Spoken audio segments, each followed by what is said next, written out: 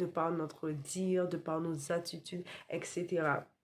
Voilà, et nous devons vraiment travailler à développer les comportements, à développer du moins les caractères de nos enfants, parce que chacun a des forces et des faiblesses. Chacun d'entre nous avons des forces, des faiblesses, et nous devons travailler dessus. Il y a certaines personnes qui seront plus habiles dans certains domaines, et il y a d'autres, il faut travailler sur ses compétences. Voilà, donc tout ça pour permettre à l'enfant grandissant à prendre confiance en lui, à prendre son envol, à pouvoir s'imposer.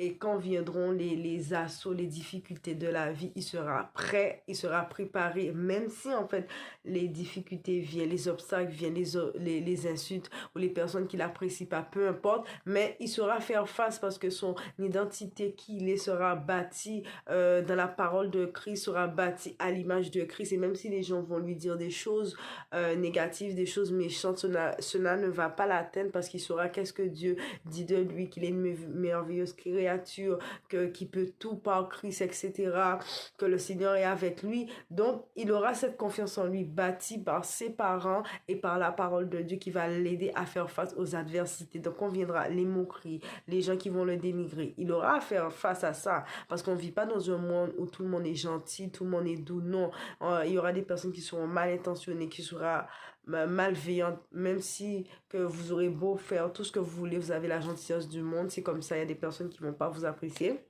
Donc voilà, donc il faut préparer les enfants à ça, à ce monde de requins. Voilà, ce monde de requins, comme je dis, et travailler sur l'identité, travailler sur la confiance en soi, dire des paroles valorisantes à son enfant, le motiver, le booster, et ne pas le dénigrer, ne pas le rabaisser, mais le booster, lui faire voir sa valeur, lui faire voir ses qualités, etc. Croire en lui, le booster et ne pas le sous-estimer. Et j'aimerais aussi aborder un sujet que je trouve qui est très important.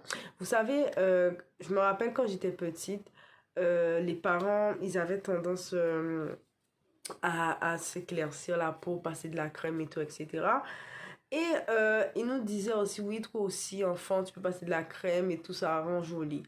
Et tout ça aussi, en devenant adulte, ça a ouvert une porte par rapport à mon image, au fait que j'avais du mal à m'apprécier. Déjà, j'étais entourée de certaines personnes tout le temps qui me faisaient des commentaires sur ma peau, que j'étais trop noire, que j'étais pas assez bien.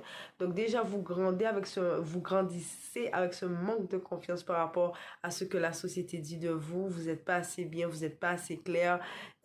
Pour être apprécié, il faut être métisse, il faut être clair de peau, il faut